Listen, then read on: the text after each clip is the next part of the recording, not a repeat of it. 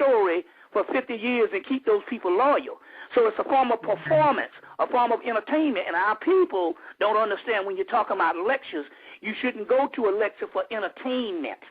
You should go to a lecture to learn. You see what I'm saying? To learn. And it's a psychological process, because if they went before a white boy lecturing, they would literally be trying to take down what he's saying, because they realize this is not a form of entertainment. But because of a black man with a southern accent, you see what I'm saying, with a southern accent, and somehow, because we have these blueprints in our subconscious that we can't really get rid of, or it takes a while to get rid of, we still look at things as entertainment. So one brother calls and says, yo, man, I ranked this lecture here at number 5. I'm like, number 5? Man, I got 300 damn lectures.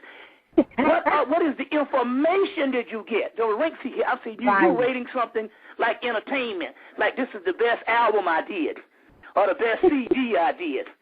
And so that's the problem. We can't learn, and we don't process things because we have not learned how to study. And so therefore, I can say things over and over for 10 years, and the people that's been sitting before me are just be getting it because we don't internalize nothing. So therefore, we have to, and even with this blog talk, you should, even when you go back, you should have a pencil and a piece of paper and take notes. Because when you take notes, you basically work things into the subconscious mind. You see what I'm saying? Luckily, you can reboot this back up and hear it over and over again. But, over and over again. And all the people that was a part of the lectures that we did for the last 18 years, because it'll be 18 years this June 27th, when I started lecturing, June 27th, 1992. Those particular people that used to go on lectures, they come with pencil and notebook. So therefore, we got to teach the people and all and this is knowledge. So do not look at this as entertainment. You see what I'm saying? As entertainment, and that way you can internalize what's going on.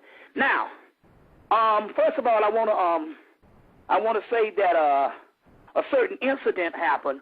The brother Shabazz, that was credited for bringing me to New York between the time of 2003 to 2005. The brother Shabazz called and said he sent me something in the mail. And then when it arrived, it was a DVD. He basically called me every day, twice a day, to see that I look at the DVD. And I finally looked at the DVD, and it is it's called Dirty, the official story of Old Dirty Bastard. And so after I watched the DVD, I realized what it was. I realized why he wanted me to see this DVD. And then it got a little further than that. The vigorous attempt to call me twice a day to make sure that this thing got on, I said, okay then. This was actually ODB trying to summons me at this particular time, because he wanted the same type of eulogy or the same type of thing that happened with Michael Jackson that me and Panic did, I think 3 days after Michael Jackson's death. So that's what we realized when I watched the DVD. I realized this was a summons, because it was highly misunderstood, and there's a whole metaphysical meaning behind that, and this whole thing all came about when we tapped into some deities that is on the scene now from China called the 8 Immortals. We're going to get into that later on. But the 8 Immortals is also, you have the 8 Immortals, you got the 9 members of the Wu-Tang clan, and the 9th member, which is the dead man, Osiris, which he started calling himself, represents that other realm. So nevertheless, we decided to do, I don't want to say a eulogy, I want to say a resurrection. Or an empowerment of ODB. And fortunately, we have the person to do that for the simple fact now. I don't want to sound like Jesse Jackson or somebody saying, nigga, you just talk about every damn thing. My introduction of rap is Sugar Hill Gang came out my senior year in high school. And I followed that up all the way to the conscious rap, from everything from Run DMC going on into the conscious rap with, Public Enemy, KRS-One, X-Clan and all of that. And right at the time that the Wu-Tang Clan started coming out was right at the same time I started lecturing.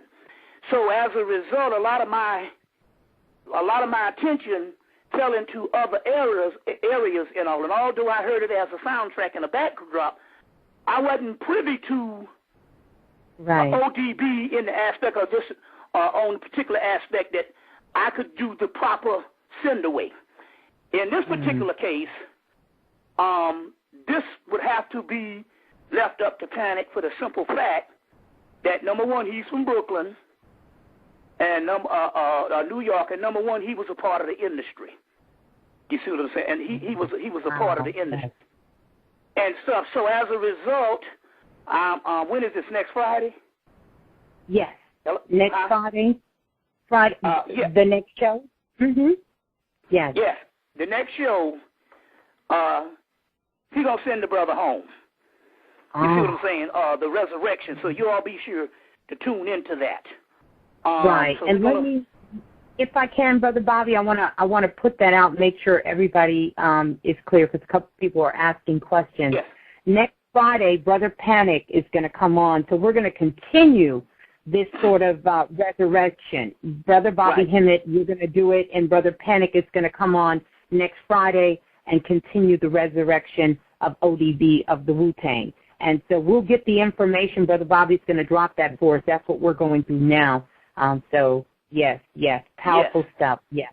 So we'll mention the 80 models. We'll give you the information. We'll give you the bibliography and stuff, and find out what this era is in and why this transmission of this contact came, so that we can do the brother right. And I implore you also to get the DVD, Dirty, the official story of ODB. So going right along, but remember now, bring your attention to that next week. You see what I'm saying? The end of the week with Brother Panic, so we can do this the right way. All right. So going on, let me take you through this particular chronology, because time can slip by real fast. Yes, and I'm taking you through this particular chronology. First, it started with the swine, and we knew that we was in the part of the Book of the Dead, or that particular part of the Apocalypse, or that particular part of the underworld, or what we would also call the resurrection. Next, on 12/12, I went to Birmingham, Alabama, and the people can get the past shows.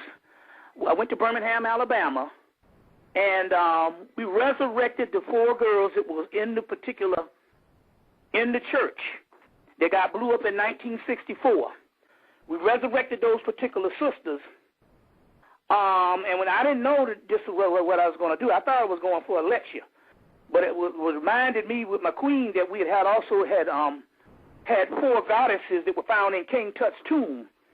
And those 4 goddesses that was found in King Tut's tomb were on standby. And the reason why I couldn't go to Alabama, let's say, for all of the 90s, and it was only an hour and a half away, hour and 45 minutes away. The reason why I couldn't go is the simple fact I didn't have the 4 goddesses that was in King Tut's tomb that also guards the 4 sons of Horus, but they also guards King Tut's tomb, or guards the king, or his sarcophagus, or the canopic jars, or where his organs is put in. And those 4 goddesses is Isis, Nephthys, Neith, and Serket. And so I only got those 4 goddesses in the statues in 2007. So which allowed me to go to Alabama, because I didn't know that I needed the 4 goddesses, or the knowledge of the 4 goddesses. When I got there, we took the 4 goddesses, and we told those 4 goddesses to resurrect those girls.